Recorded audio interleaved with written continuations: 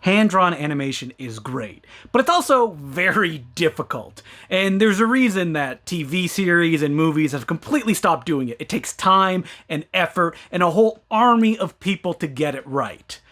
Or it takes one very dedicated individual, in this case, named Nick DiLiberto. So Nick actually made a hand-animated feature film called Nova Seed.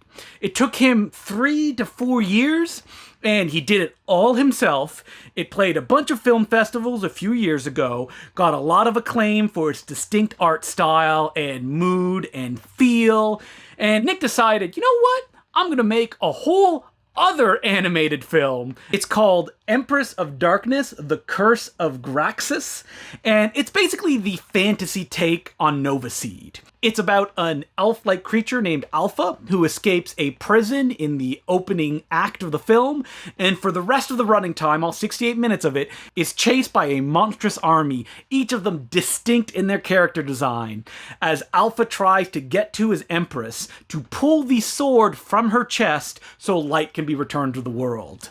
As you may have told by that plot synopsis, it's a very compressed story, but it lets Nick do all sorts of character stuff and tell a really cinematic story in a way that you can really only get out of hand-drawn animation. And this one seems especially influenced by Richard Williams' The Thief and the Cobbler, the master animator's famously never-finished feature film. It's not as dense as that picture, but you can tell that Nick probably saw it and took some inspiration, or was inspired by the same things that were inspiring Williams. There's nothing really like this movie. Nick has a very particular art style, and the fact that he did it all himself is just jaw-dropping.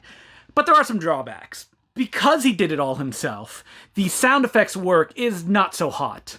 In Nova Seed, he actually did a lot of the sound effects with his mouth, so if someone would fire a gun, it'd be like, bang, bang, or if things were flying through the air.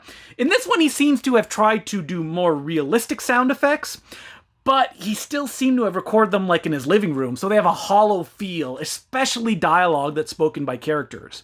But because it's such a kind of dense visual experiment, there's very little dialogue in this film, and you can almost turn the sound down.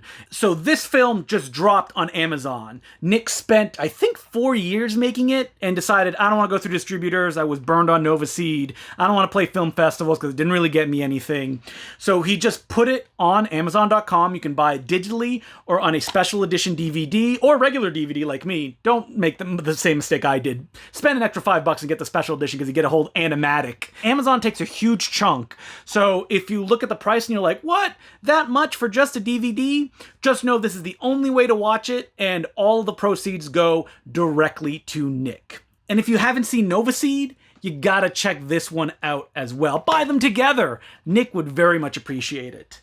So as I've been doing these videos, I also like to recommend a comic book or some other media other than a movie to people that have sat through all of this. And this time, it's kind of related. It's sci-fi, heavy metal-ish, and with a very heavy visual bent. It's Prism Stalker, a comic book that was created, and basically everything was done except for the lettering, by Sloan Leong.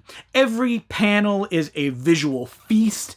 It may seem a little confusing at first, but you really get into it as it goes along. The colors just bursting off of the page.